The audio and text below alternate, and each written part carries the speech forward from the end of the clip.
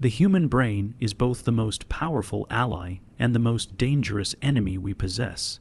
It is the architect of our reality, the mirror of our choices, and the storehouse of every impression we allow inside it. What we feed it, through thoughts, images, conversations, habits, becomes the foundation upon which our life is built. Yet most people do not realize that they are slowly poisoning this sacred instrument every single day.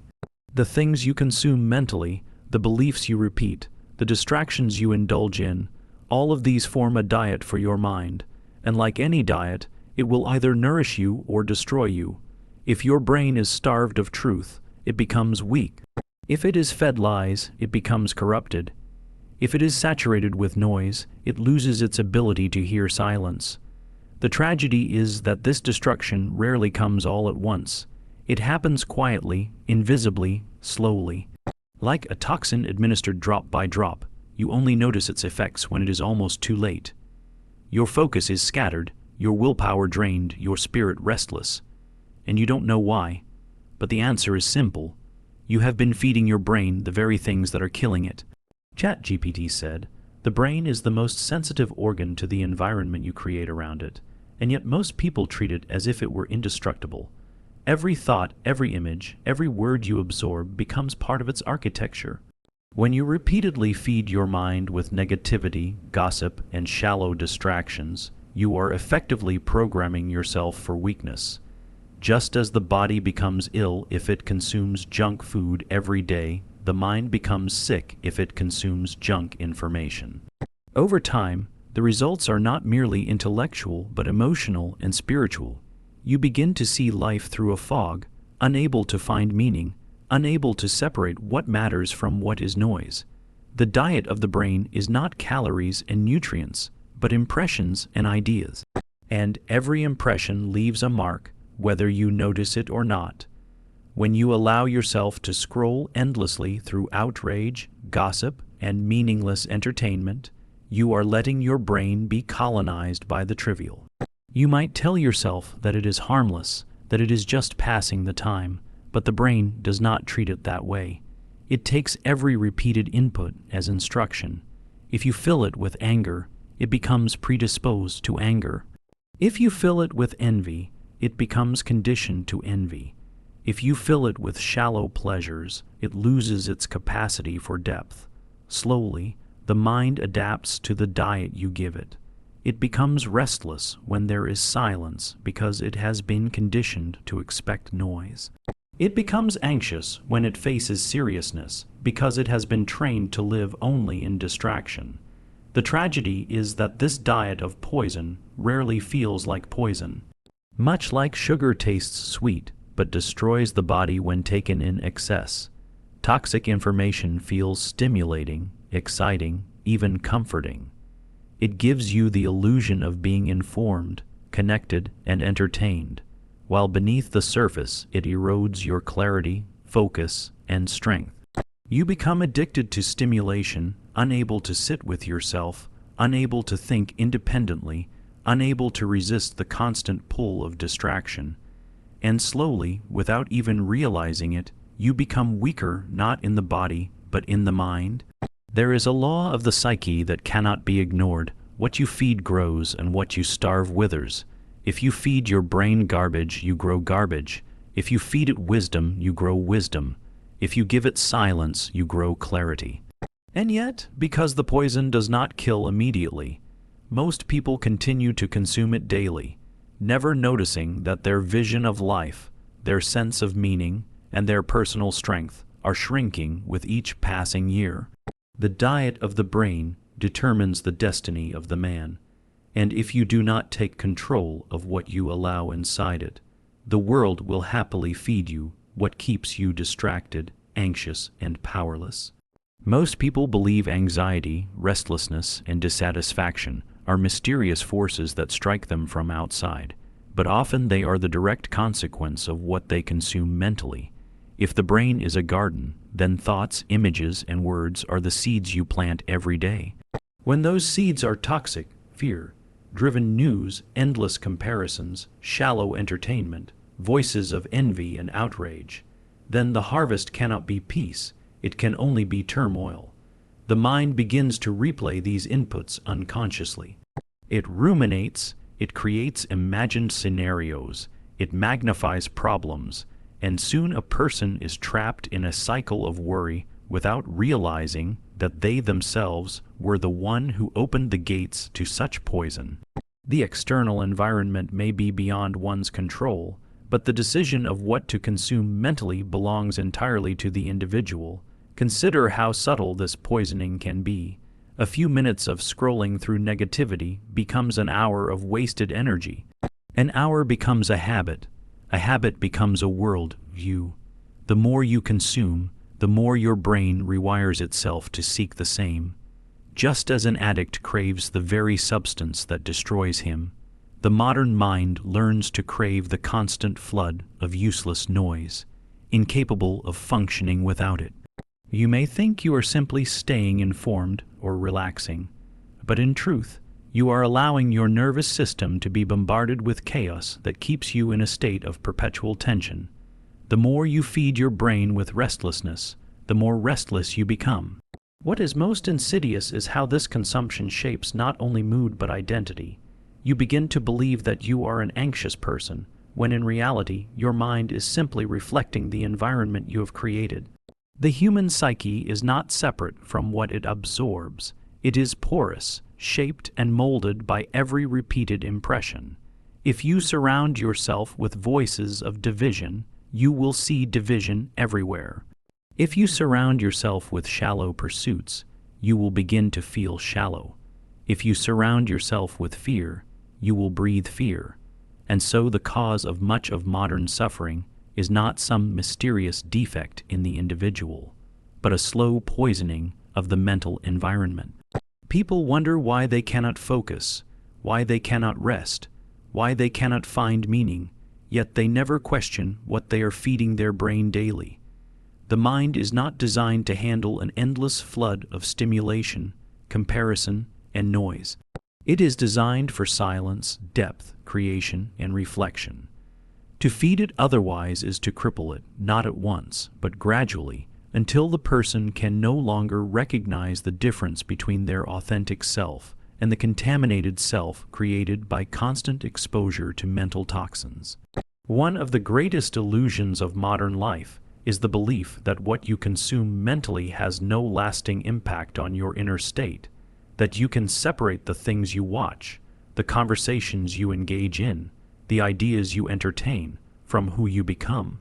But the psyche does not work like a storage unit where you can place experiences and forget them.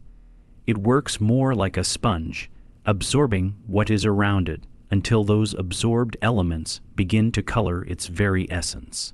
Every story, every image, every tone of voice you allow into your mind begins to settle within, weaving itself into the subconscious.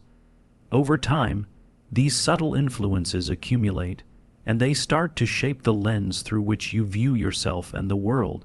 You might think you are only passively observing, but in truth you are being reshaped, slowly but surely. This is why the people you surround yourself with matter so deeply. A single conversation filled with cynicism can leave a residue in the mind, and if repeated often, it becomes the default atmosphere in which you live.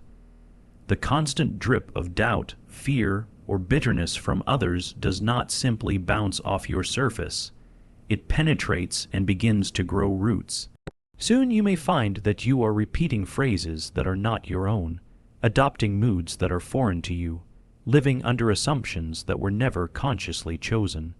The danger lies in the fact that the process is invisible. One does not notice the mind bending until it has already taken a new shape. Even the entertainment one consumes is not harmless, though we often tell ourselves it is. Hours of empty distraction, of watching lives curated for envy or designed to trigger outrage, do not disappear when the screen is turned off. They echo, they linger, and they guide behavior. You begin to seek drama in your own life because your brain has been trained to expect it. You begin to crave the same emptiness because that is what you have repeatedly fed yourself. The mind, much like the body, becomes what it consumes, and if you feed it with poison, it will eventually embody that poison. The subtlety of this influence makes it all the more dangerous. If someone handed you a glass of water laced with a visible toxin, you would never drink it. But if you are given that same toxin in small invisible doses each day, hidden within conversations, media, and daily habits, you would swallow it without question, until one day you awaken to a state of anxiety, fatigue, or despair that seems to have no clear cause. This is the hidden cost of not guarding what enters your mind. It is not a single event that breaks you, but the slow erosion of your inner strength by thousands of unnoticed impressions. Silence has always been seen as a luxury, but in truth it is a necessity, one that the modern world has almost entirely stripped away. We are constantly assaulted by noise, both literal and psychological, until the mind forgets what it feels like to breathe in stillness. The news cycle, the endless feed of opinions, the chatter of others, and the ceaseless need for stimulation create a storm that never quiets. Yet it is in silence that the mind heals, and without it, you are merely carrying the weight of countless influences that never give you a moment to hear your own voice. Silence is not just the absence of sound. It is the condition under which clarity emerges. It is in those rare quiet moments that the fragments of your thoughts begin to realign, that truth whispers in ways it never can when drowned in noise. Most people fear silence because it forces them to confront themselves. Noise, distraction, and constant engagement are ways of running from the confrontation with one's own thoughts. But the paradox is that the very discomfort people seek to avoid is the gateway to strength. When you sit in silence, all the unresolved tensions you have buried rise to the surface. At first, it feels overwhelming, even unbearable. Memories, fears, and anxieties that were kept under control by noise suddenly become louder. But if you endure, if you do not escape back into distraction, you will discover that the chaos begins to settle, that these shadows lose their power when brought into awareness. Silence, then, becomes not a void to fear, but a crucible in which the self is reforged. Think of how the most profound truths in history have always emerged from silence. Prophets in deserts, philosophers in solitude, visionaries in exile. They were not shaped by the crowd, but by the stillness in which they could hear what others could not. Silence strips away the superficial and leaves only what is essential. It allows you to separate your authentic desires from the borrowed voices of society. Without silence, you cannot know what you truly want because you are always echoing the desires of others. Furthermore, silence strengthens your presence. A person who is comfortable in silence does not need to fill every moment with words, and this restraint itself becomes power.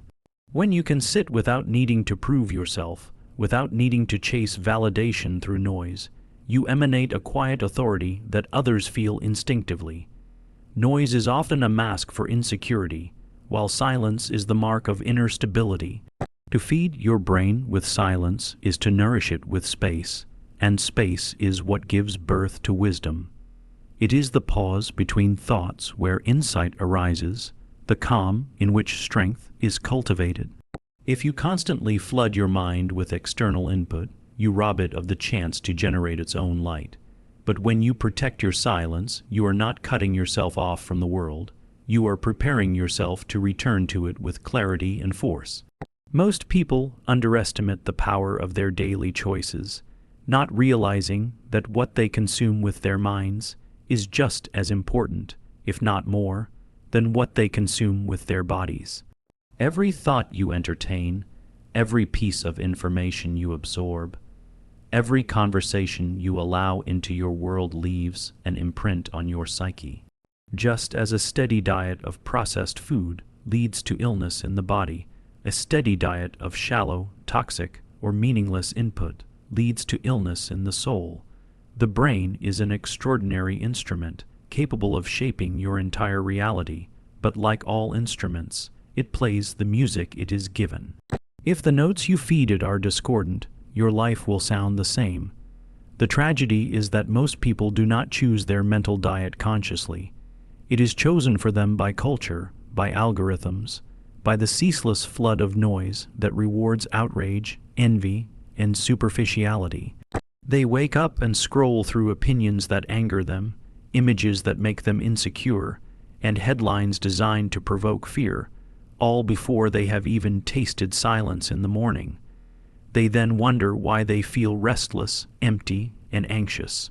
It is because the brain, just like the body, becomes what it consumes. A mind fed on triviality begins to crave triviality. A mind constantly immersed in negativity learns to expect pain. And slowly, without even realizing it, you become the mirror of the very noise you thought you were passively observing. But the opposite is also true. If you are deliberate in what you feed your mind, the transformation is profound. If instead of drowning in distractions, you begin the day with silence, with reflection, or with words that elevate your spirit rather than diminish it, your entire inner landscape shifts. When you surround yourself with ideas that challenge you, with books that deepen you, with people who force you to confront your limitations rather than flatter your weaknesses, you begin to sharpen your own consciousness. The brain is plastic. It changes with every repetition, every focus, every exposure. Feed it strength, and it becomes strong. Feed it poison, and it becomes fragile. One of the most dangerous illusions is believing that what you consume doesn't affect you. Every fragment of input shapes your world, you in ways you cannot always perceive. Just as toxins accumulate in the body long before illness appears, mental toxins accumulate in the psyche long before despair shows itself. To claim immunity from influence is not strength, it is blindness. True strength comes from discernment, choosing deliberately what you will allow to shape you and what you must reject. Ultimately, the brain is not merely a receiver, it is a creator. But creation requires raw material, and that material comes from what you feed it. If you wish to create clarity, resilience, and meaning, then you must feed it with clarity, resilience, and meaning. Otherwise, you are not living by your own will. You are simply echoing the chaos of the world. Your brain is not just a container of thoughts. It is a field of seeds, and every thought, every image, every word you expose yourself to plants something within it. Some seeds grow into strength, resilience, and clarity, while others grow into weakness, fear, and confusion. The danger lies in forgetting that these seeds do not remain dormant. Over time, they sprout into habits, behaviors, and ultimately, into your identity itself. A man who repeatedly consumes narratives of failure and despair eventually begins to live them out, not because fate demands it, but because his inner garden has been overtaken by weeds he did not bother to pull. The human mind is impressionable, far more than we wish to admit. We like to believe that we are rational, immune to influence, immune to corruption, yet history and psychology both prove otherwise. A single repeated idea, even if false, can burrow itself into your unconscious and operate as truth. If you constantly feed your brain messages of inadequacy, you begin to treat yourself as inadequate. If you immerse yourself in stories of betrayal and cruelty, you start to view every relationship through suspicion. What you feed becomes what you expect, and what you expect shapes how you act, and eventually, who you are. This is why mastery of life begins with mastery of attention. Where you direct your focus is not a trivial matter. It is a declaration of what you are willing to become. Attention is like water poured onto the soil of your psyche. Pour it on weeds, and weeds will thrive. Pour it on flowers, and beauty will emerge. But you cannot water both and expect harmony. To live unconsciously, to absorb whatever the world throws at you without scrutiny, is to allow weeds to take over until you no longer recognize the garden within. But here lies the great paradox. The mind not only absorbs the seeds of the world, it also amplifies them. A single toxic thought can echo endlessly if given attention, multiplying into a chorus of despair. Conversely, a single empowering idea, a single moment of clarity, can ignite a fire that reshapes your entire existence. The brain magnifies what it is given, which is why careless consumption is so dangerous.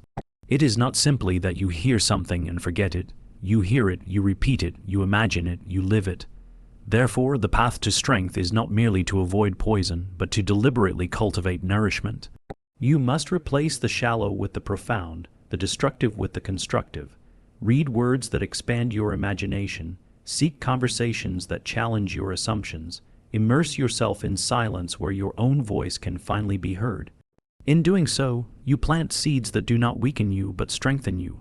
The truth is harsh but liberating. You are not only what you think, you are what you feed your thinking with. And every choice you make in this regard is either a slow poisoning or a slow strengthening. Final danger of feeding your brain what slowly kills you is that you begin to mistake this decay for normality.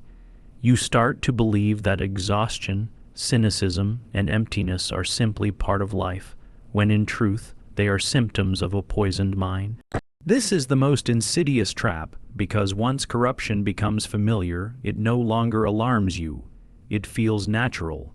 You scroll endlessly, consume meaningless noise, surround yourself with shallow conversations, and yet you call it connection. You fill your mind with fear, driven news, destructive entertainment, and false ideals, and yet you call it being informed. But in reality, you are drifting further from your true self, trading vitality for numbness, awareness for distraction, and wisdom for noise. The human psyche cannot remain neutral. It is either expanding or contracting, evolving or decaying. The brain is not a passive recorder. It is alive, responsive, and constantly adapting. This means that every choice of what you consume is a vote for the person you will become. To pretend otherwise is to live blindly, enslaved not by some external tyrant, but by the unseen tyranny of neglected choices. What you normalize, you embody. What you repeatedly accept, you unconsciously become. And so the tragedy unfolds. People sabotage themselves not with one catastrophic decision, but with thousands of tiny, invisible ones, repeated each day until the soul no longer remembers how to breathe. The only way out of this silent destruction is radical awareness. You must look at your daily consumption as you would food. Would you eat poison knowingly? Would you feed yourself toxins until your body collapsed? Then, why, with something even more delicate and decisive, your mind, do you allow yourself such recklessness? You must learn to see every book, every video, every word, every relationship as nourishment or poison, as medicine or toxin. And then you must choose, not passively, but deliberately, with the weight of your future self in mind. This is not a call to ascetic withdrawal, but to conscious curation. The brain does not demand silence, but it does demand quality. It thrives when fed ideas that challenge, inspire, and expand, just as the body thrives on clean food. A well-fed mind creates strength, clarity, and direction. A poisoned mind creates weakness, confusion, and despair. The distinction is sharp, and the responsibility is yours alone. The most dangerous lie is that what you consume does not matter. The truth, however, is that it is everything.